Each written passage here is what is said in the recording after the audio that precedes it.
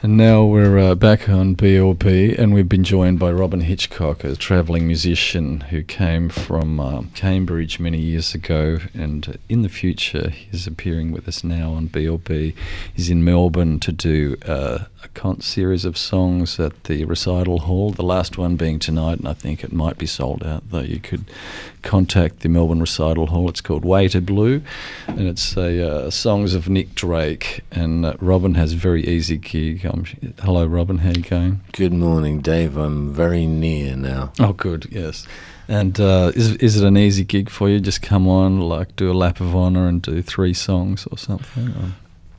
It doesn't require very much in terms of activity, but you do really need to watch the whole show if you're performing. You can't just slouch in your dressing room reading the Racing Times and drinking Dom Perignon and then shuffling in for your stuff. You know, I'm on at the very beginning and the very end of the show, and in the middle. Bookending. I'm pretty bookending, yeah. I'm bookending, but as soon as I'm done, I go and watch the show, just so you know you're part of the whole thing, really. It's produced by Joe Boyd, who you've met in the past. Joe, boy. Well, Joe produced all these records that I grew up with, like The Incredible String Band and the first Pink Floyd single, Arnold Lane, and he's an American Fairport. Somehow, found himself in London. He's an American, but he's been based in Britain since he was about 21, and he happened to be there at all these key points, including being back in America when Bob Dylan played his first amplified show at Newport in 1965. Joe was the stage manager.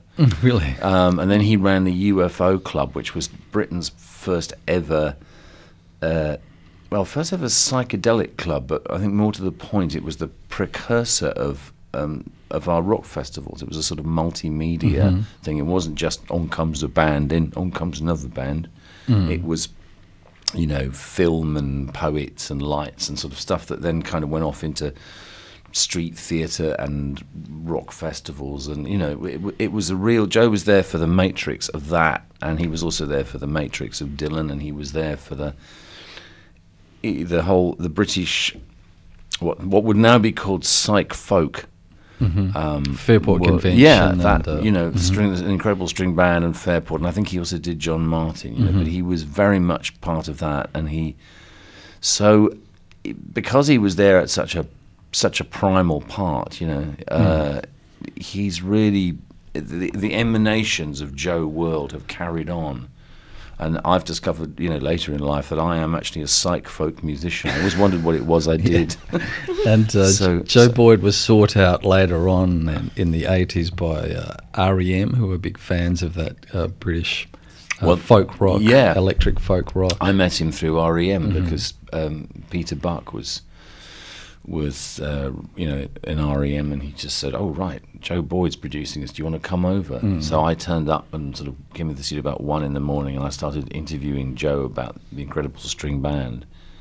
And Joe, being Joe, told me, and then he eventually published his book, White Bicycles, which chronicles all this. And Joe writes very well, and we now have a show where he reads from the book and I sing the songs. So I sing Riverman, which is sung beautifully actually tonight by Scott Matthews, but I do it in the Joe and Me show. Is that the one you did in Sydney at the Basement? Yeah. Recently? I did do it in the Basement, yes. I'm not sure how to play in 5/4, so I don't. Yeah. So that's how you can tell my version. Right. Plus, the Way to Blue version has a string section. Yeah. The other performers in the show are Danny Thompson, who played on a lot of those albums that Joe Boyd produced on the bass. Is he with you? Or? Yes, Danny is.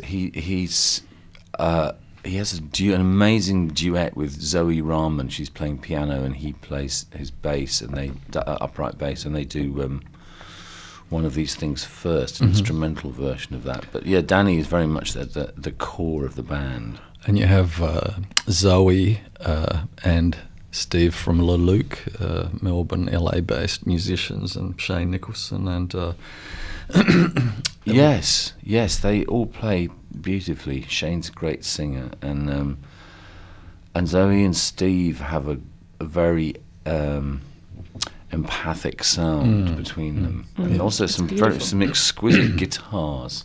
Yeah, very lovely looking instruments they have. I think their guitars are the best looking of the whole troupe. And how's it been at the recital hall? It's a very posh place, Robyn. I was trying to tell you on an email that when you book a ticket through there, it has a drop-down menu where you're Mr. and Mrs. Yeah. It also has like a Lord, Lady. Does it? Oh God, I could have been the Right Honourable and. Oh, that's me. I could have been Lord Imbecile. It's usually the sort of person who's buying tickets for the place. Well, there's a lot of tiaras and things. Yeah, it was. The sound is pretty good. I mean, it hasn't been open for very long. I mean, several years. No, neither have I. I mean, it's just sort of. It's long. It's got a very high ceiling. Yeah. You know, if anything was up on the ceiling and then suddenly released, it wouldn't survive if it hit the floor. It's a world of wood in there. It is a world of wood. That's true. But at least I suppose it's not a world of aluminium. So. And you're out here just to do the Nick Cave show, the Nick Drake's show. Sorry, Robyn. Drake. That's it. I am, and then I'm going back tomorrow morning. But I'm. Could you talk about what sort of impact Nick Drake had on your songwriting? Actually, none, because I didn't really listen to Nick Drake until I was in my, I guess my 40s. You know, the 1990s. I was one of those who didn't get him first time around. I mean, he wasn't pushed very hard, but what I heard on the compilation records and things, it was a bit breathy and jazzy for me. You know, the young hormonal me liked spikier stuff, I suppose, like Lou Reed and Syd Barrett and Captain Beefheart and stuff with more of an edge to it. I mean, I like the Incredible String Band, but even that was sharper sounding. Nick Drake stuff was very breathy and gentle, and it wasn't until someone gave me a compilation tape in 1990 that I began to listen to it. You know, the same time that Pink Moon became a Volkswagen ad, and he really became. You know, prior to that, he was a very recherche thing for the you know, hipster cognoscenti who would happen. You know, I mean, I suppose it was a bit like Syd Barrett. You know, but I plumped for Syd rather than Nick. You come from Cambridge, the same sort of. General area as the Floyd. I did in terms professionally. I did because I went to Cambridge to look for musicians, but I wasn't born there. I actually come from West London, which is where I am based now. But you know, my background's very neutral. I don't come out of anything visible. But I mean, you know, Nick Drake was a posh kid, and he was quite fragile. There was an excellent interview with you on a local paper on the weekend where they talked about the fact he only did 6 or 7 performances in his life, and you commented on, because you're totally the opposite. You've had performing a lot, and you talked about how you develop a voice through bad PA systems and. Yeah, well, that's exactly it. The beak. Yeah, no, Nick Drake had no beak.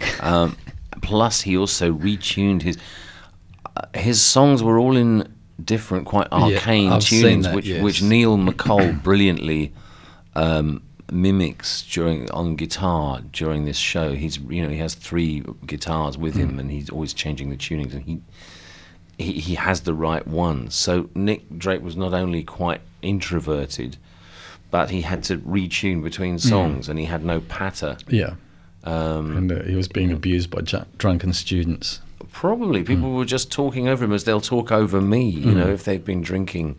If you do a gig where there's a bar, you know, you do it at your peril, but you have to figure out how to deal with it, and I think he hadn't. The interview you gave in the paper, I thought was very good, Robyn. You were giving them so many lines. You know, if I was the editor of the paper, I would have had many breakout, you know, quotes there. And if it had the headline "Nick Drake had no beak," that would have been number 1. But at the end, you said his voice just lay there like a luxuriant poached egg. that would have been number 2 breakout quote, but Oh, they just let them both fly away into the ink of the paper. You can see how, an egg and a poached egg and a beak are really different things. Well, if the gulls came swooping down onto the rocks to dash the crabs, both chicken related. Yeah, good point. That must be what I was thinking. Yes, well, I thought, I don't know what's happening with our newspaper sub-editors anyway. I think they've all been sacked in Melbourne, actually. But I was going to ask you, Robyn, if something personal. You had a difference. You say you have a neutral background, but you had also a father who was involved in a creative endeavour. Well, my dad, Robyn Hitchcock, he was involved in pretty much all creative endeavours apart from music, which is maybe why I instinctively went into music. But Raymond, first of all, was an engineer. He was wounded in World War II in France. His right leg was straight, but you could see there was a little shrapnel hole. You could actually see through it when I was a kid. But so, having been a sprinter when he was young, Raymond, it must have been really, really tedious for him. The rest of his life he couldn't bend his legs, so he had a kind of lurching gait, But at least he survived, and he kept his limbs. But he worked for the telecommunications service, the sort of precursor of satellite technology. But he had a rogue artistic gene, despite coming from an army background, and he started doing drawings, cartoons for Punch, a satirical magazine. And then he started painting, and then he lost the painting plot a bit, but his early stuff was brilliant. And then he started writing, and his big break was writing a novel about a guy who has a penis transplant, Percy, which had music done by Ray Davies.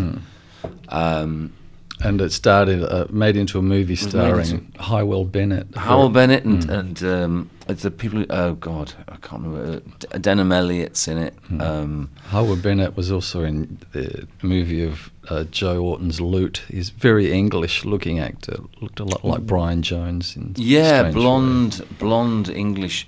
Well, have you ever seen the Doctor in the House series? It's very slightly upmarket to Carry On, but it's the same sort of principle. But it's like the Daily Mail as opposed to the Sun, you know.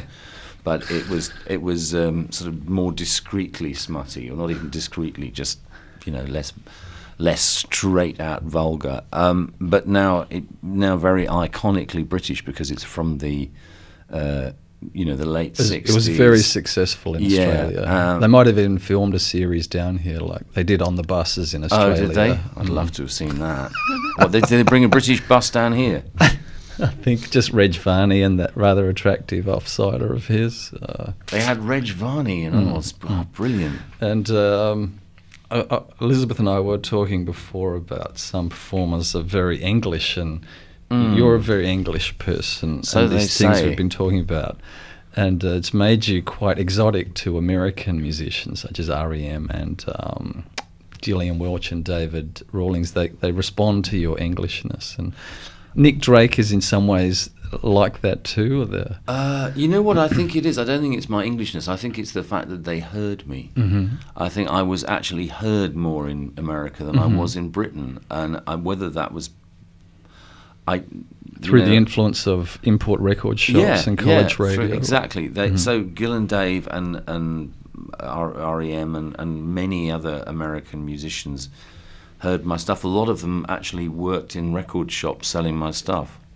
All the Venus 3, which is my current American backing band, Peter Buck, Scott McCoy and Bill Rieflin, first heard my stuff because they were selling our records on import. So I think that's how it worked. But I'm sure I seem exotic to some people. I don't know, or did.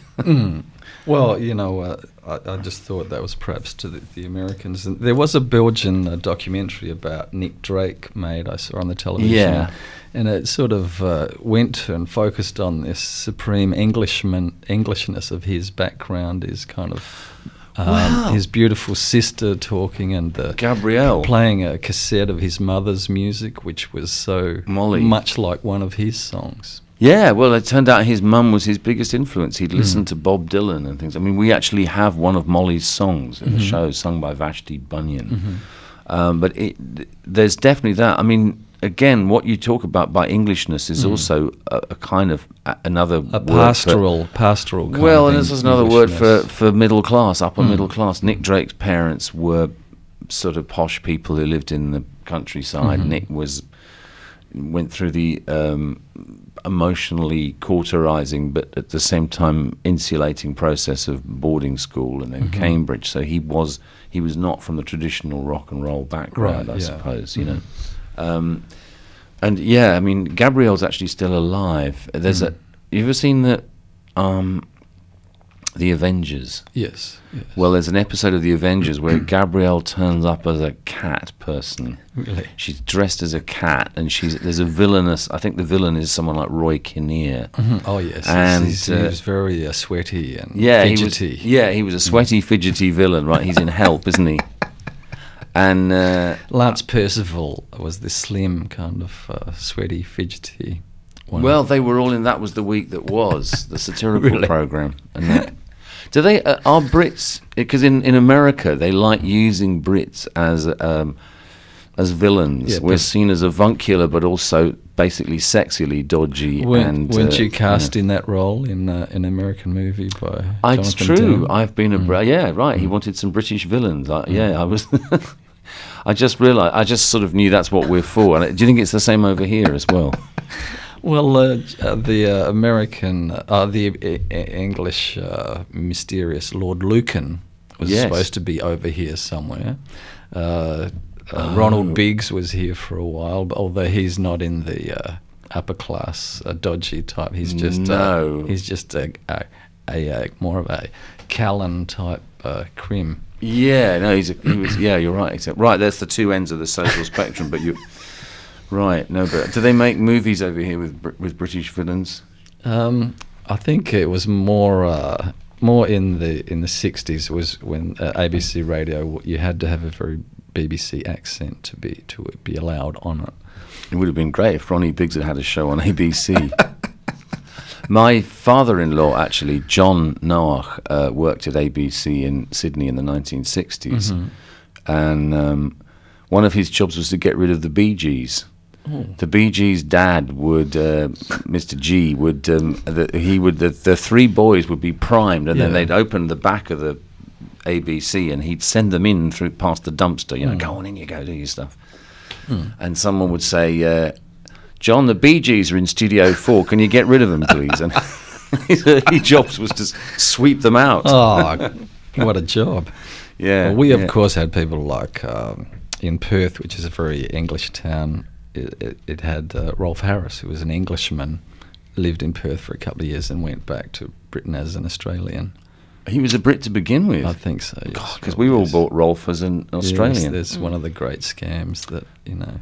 You know who I did see the other night was after the show was Barry Humphries. Oh, that would be very impressive. But also very strange because I didn't think he was here, but he materialised backstage. He speaks like a Brit, actually. He has a very British demeanour and approach to things, I think. He loves Melbourne. Ah. And he gets sent the Melbourne street directory every time it's printed. What, to look at the names of the streets, see if they've changed them? Yes. And to see how big it gets. Melbourne just gets bigger all the time. So he's measuring Melbourne.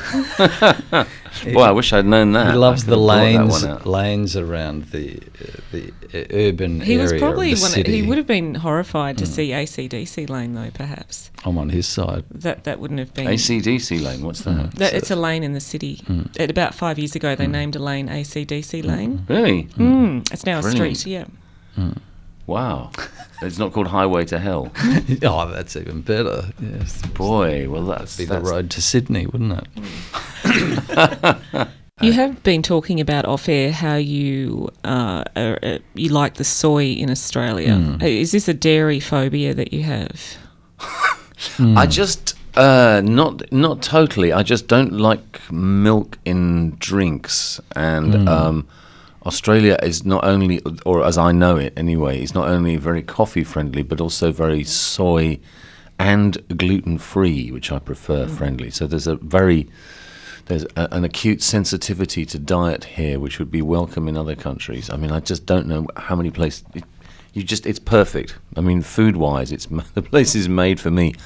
But there's a dream of cheese. I'm powerless before cheese. My wife Michelle is powerless before cheese. I think she won't mind me saying this. You know, we don't actually go to we're not in, you know, CA or whatever it is, but you know, you know, people have weaknesses, and we both have a weakness for cheese. What can I say? You haven't got any mimolette, have you? What's that very stinking stuff you get in New York? You know, that People, you mean? Hence the phrase "who cut the cheese." They get that. Very I know what you mean. Yeah. Viscous kind of stuff. Oh, that liquidy stuff. Yeah, right? yeah. I always think that's French. You must try the King Island Blue while you're here. King Island Blue vein cheese. It's really great. Okay. Do you think I can get some on Brunswick Street? Oh, no doubt. Okay. Yeah. There's a couple of delis down there. Marquis Smith from The Fall has discovered that the blue in cheese, blue vein, is equivalent to amphetamines. With the fog, her amphetamine and her cheese. Ugh. Wow. Yes. What is that cheese? Stilton, that sort of cheese. Stilton. Yeah. Well, it's got speed in its veins. Yes, what do that's you know? Lack of daddy. Well, this is extremely informative. I'm a bit past the age of speed, actually, but but if you went into a supermarket, I told you we do have a very mainstream brand, embarrassingly called Coon cheese. Oh, you said in the email, yes. I think it's the same brand in America, but it's called something less, you know, obnoxious, racially explosive. Yeah. Is it any good? It's a hard kind of It's pretty good actually. Mature cheese. It's good on dry biscuits. So it's most of the cheese you get over here actually from over here. I mean, it's homegrown, as it were. Dairy farming is big in Victoria, and they had to do something with all the milk.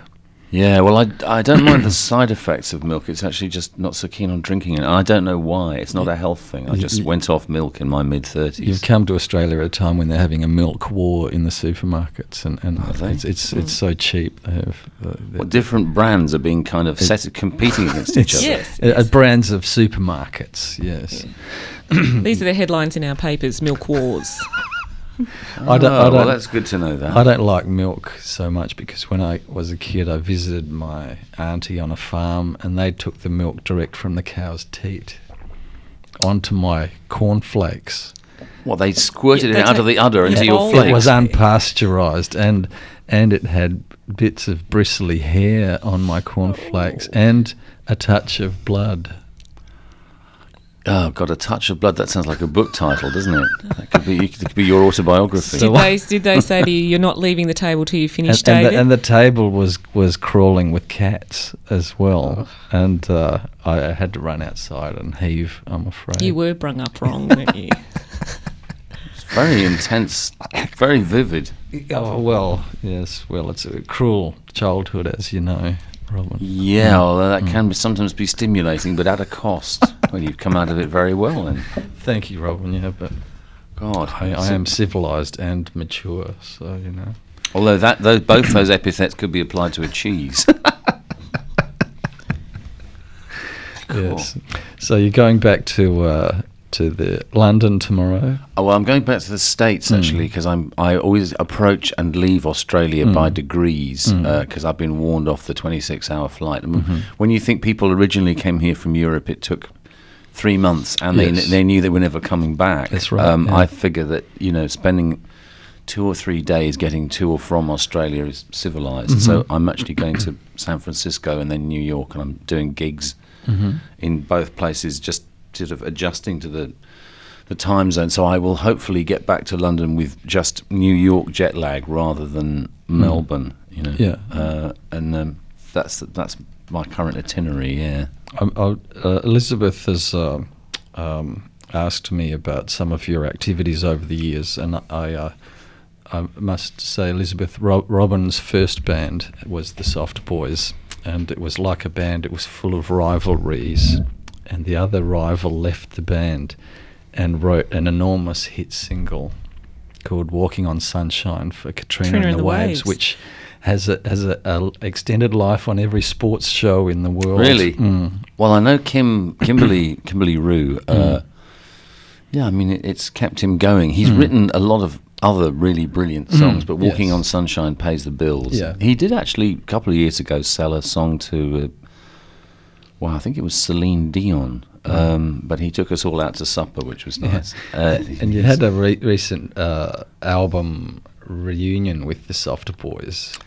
Wow, it was 10 years ago now, wasn't it? Next Door Land? Next Door Land. It wasn't bad. I mean, the songs weren't as good, but that was my fault. I wrote them. And but as reunions go, it wasn't bad. But I think that's it for the Soft Boys in terms of any commercial thing. But we see each other. Kim got married last year, and Maurice Windsor, the drummer, and I were there, and we all had played a few songs in the basement. So a lot of us are in touch, but more on a sort of social level, really. And you have a kind of compilation retrospective album that's available as a digital release at the moment. Through Yet Rock, is that Chronology, right? yes. Yeah. It's own. It doesn't exist physically. It's a best of. Well, it's not a best of. It's just like the most obvious songs of mine from the last 30 years, the ones that have been radio hits or people have said they liked or something. Yeah, there's a very good interview with you on the AV Club online, which is part of the Onion magazine, where you go through each of the songs. Excuse me, and it has links to videos for each song, that sort of thing. And so people could access that if they can't get your local releases. Your last couple of albums have had local releases here in Australia. Well, actually, the last one came out only in Norway. Yeah. And the one before that only came out in Britain. So probably the last thing to come out here would have been Goodnight Oslo. Yeah, right. But I'm just doing sort of site-specific records now before. People don't need records anymore, and those of us with a songwriting habit have to live with that. I grew up thinking in terms of writing albums rather than songs. I never wrote a first song, I wrote a first album, but it's gone now. And so I write this stuff, but I don't think that we necessarily need. Nobody needs new albums, be it by Paul McCartney or Lou Reed or Robyn Hitchcock.